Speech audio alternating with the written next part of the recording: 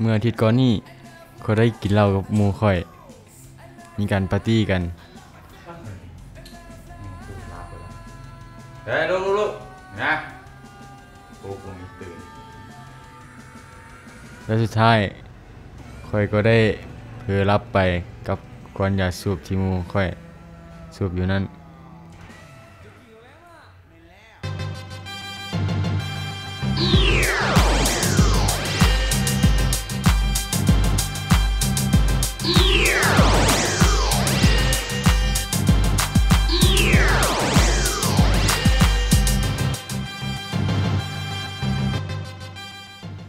ส่วนตัวข้อยเองเป็นอาจารย์สอนที่โรงเรียนอนุบาลแห่งหนึ่ง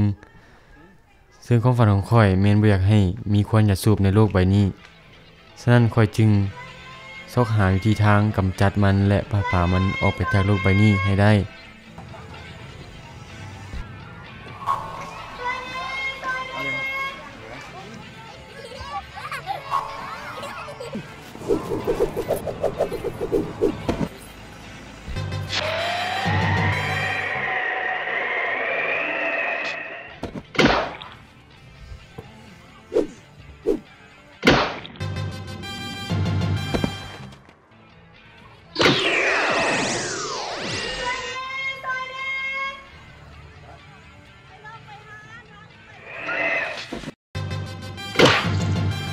สำหรับเคสนี้ห้ามสูบยาเพราะมีเด็กน้อยหลาย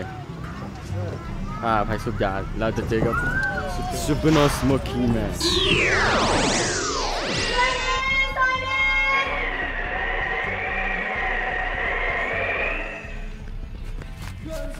เหนื่อยผู้สาวมานั่งลิ้นผู้เดียว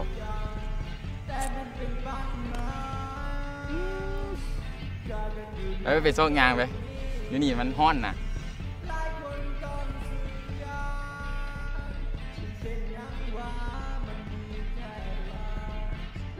ไปเลยเมบ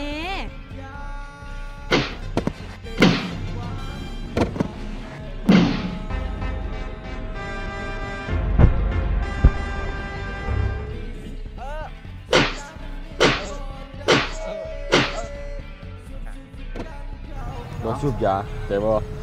เขตที่สาธารณะมีผู้หญิงอยู่นี่เดี๋ยวเราจะสูบถือไว้แม่นมาฮอดซับเอาเมื่อวานกูจะคำโอ้มาโคตรเจ็บเลย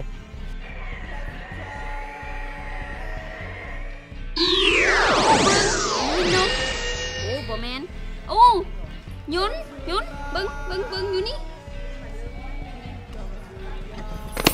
แมนไฟแมน Super No Smoking Man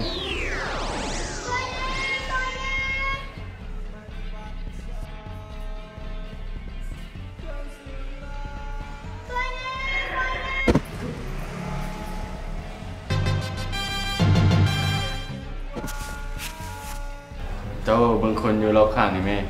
เขาเจ้าคิวคนอยากสูบกับเจ้าเป็นอย่างเจ้าคือติดกับเราแบบนี้คิดนี้มันห้ามสูบยาเจ้าก็หูตัวโดยเศร้าสูบยาซะเดี๋ยวมื้อนี้เป็นต้นไปต่อไปบ่สูบอีกแล้ว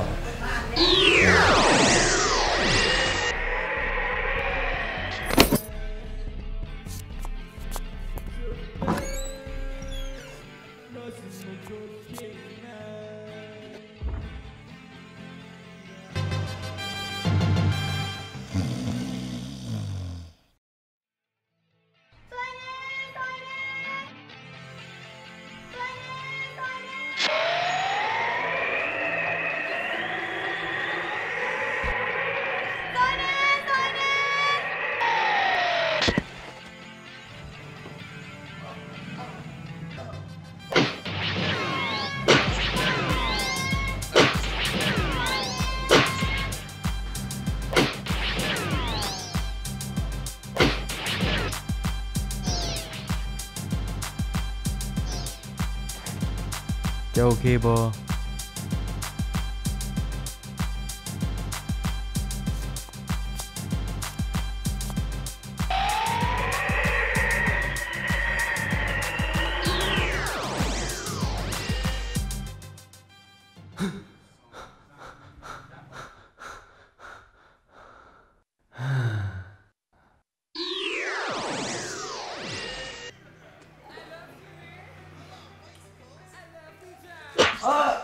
จะฮู้บ่ค่อยเป็น Super No Smoking Man